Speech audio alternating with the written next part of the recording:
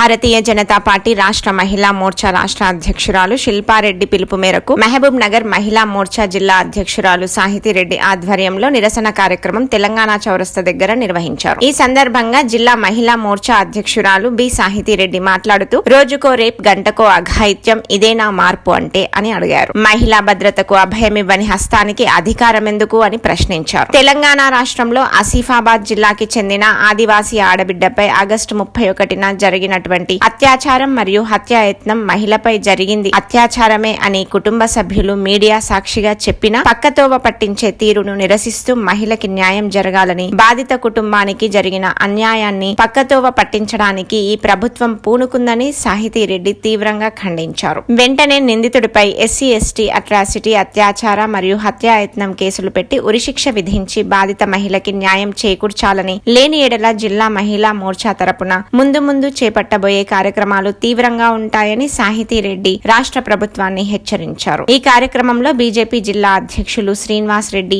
రాష్ట్ర బీజేపీ కార్యవర్గ సభ్యులు పద్మజారెడ్డి, మహిళా మోర్చా రాష్ట్ర కార్యవర్గ సభ్యులు జయశ్రీ, ఓబీసీ మోర్చా జిల్లా అధ్యక్షుడు యాదయ్య, గిరిజన మోర్చా జిల్లా అధ్యక్షుడు గోవింద్ నాయక్, మహిళా మోర్చా నాయకురాలు బాలకృష్ణమ్మ, వెంకటేశ్వరమ్మ, లక్ష్మి, వివిధ మండల మహిళా అధ్యక్షులు, ప్రధాన కార్యదర్శులు, మహిళా నాయకులు పాల్గొన్నారు.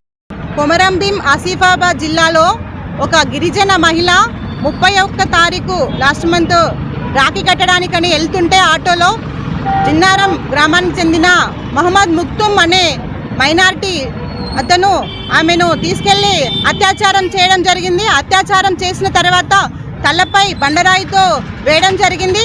చనిపోయిందనుకొని అక్కడ వదిలేసి వెళ్ళిపోయిన తర్వాత ఆమె కొన ఊపిరితో అలాగే వచ్చేసి రోడ్డుపైకి వచ్చేసిన తర్వాత ఆమెను ఆదిలాబాద్ హాస్పిటల్లో చేర్పించి తర్వాత ఇప్పుడు గాంధీ హాస్పిటల్లో ప్రాణాలతో కొట్టుమిట్టాడుతుంది.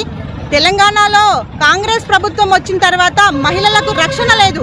చిన్న పిల్లలని లేదు, పెద్దవాళ్ళని లేదు, డాక్టర్స్ అని లేదు, లాయర్స్ అని లేదు. ఎవరికైనా సరే ఒక ప్రాణాలు అరచేతిలో పెట్టుకొని పోతున్నటువంటి పరిస్థితి ఏర్పడింది మహిళలకు. ఇదే సీతక్క గారు, మీరు గిరిజన సంక్షేమ శాఖ మంత్రి ఉన్నారు, మరి ఏం చేస్తున్నారు? నిందితుడు మైనార్టీ సోదరుడు, ఆయన వెంటనే ఉరి తీయాలి. ఒక లేడీ గిరిజన మహిళ తన ఇంటికి వెళ్తుంటే ఆటోలో అత్యాచారం చేసి చాలా ఘోరంగా కొట్టడం జరిగింది. చనిపోయిందనుకొని నిర్ధారించుకొని వదిలేయడం జరిగింది. మరి ఈ ప్రభుత్వం ఏం చేస్తుంది? చాతగాని ప్రభుత్వం గద్దె దిగాలి. మహిళలకు రక్షణ లేదు. ఎక్కడికి వెళ్ళినా చిన్న పిల్లలను చూడకుండా మొన్నటికి మొన్న ఒక చెంచు మహిళను, అలాగే ఎక్కడ భద్రత ఉంది? రోజుకో అన్యాయం జరుగుతుంది, గంటకో అఘాయిత్యము, అత్యాచారాలు చేస్తున్నారు. ఇలాంటి ప్రభుత్వం మాకు అవసరమా? మహిళలకు రక్షణ లేని ప్రభుత్వం. అంతరిక్షంలోకి మహిళ వెళ్ళగలుగుతుంది కానీ ఈ రోడ్డు పైన వెళ్ళలేకపోతుంది. ఒంటరిగా ఒక ఆటోలో వెళ్ళాలన్నా కూడా భయం అవుతుంది. మహిళలుగా పుట్టడము, అర్ధరాత్రి తిరిగితే స్వాతంత్రం వచ్చింది, మహిళ అర్ధరాత్రి తిరిగినప్పుడే స్వాతంత్రం వచ్చిందని గాంధీజీ అన్నారు. కానీ మరి ఎక్కడ పట్టపగలే తిరగలేకపోతున్నటువంటి పరిస్థితి ఏర్పడింది. దీన్ని మహిళా మోర్చా రాష్ట్ర పార్టీ పిలుపు మేరకు మేము దీన్ని తీవ్రంగా ఖండిస్తున్నాము. దాని దోషులను ఎస్సీ ఎస్టీ అట్రాసిటీ కేసు నమోదు చేసి వెంటనే నిందితులను ఫాస్ట్ ట్రాక్ కోర్టు ఏర్పాటు చేసి నిందితులను ఇమ్మీడియట్గా నిందితుల్ని ఉరి తీయాలి. మాకు న్యాయం జరిగినట్టయితుంది. మహిళా లోకం అంతా చాలా సిగ్గుపడుతున్న వేళ.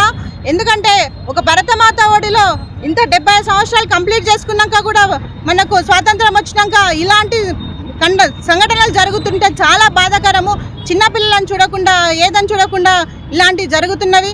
కాబట్టి ముఖ్యమంత్రి గారు ఇమీడియట్గా దీనిపైన యాక్షన్ తీసుకొని నిందితుల్ని ఉరి తీయాలని చెప్పేసి కోరుతున్నాము. మహిళా మోర్చా నుంచి డిమాండ్ చేస్తున్నాము, పాలమూరు శాఖ నుంచి.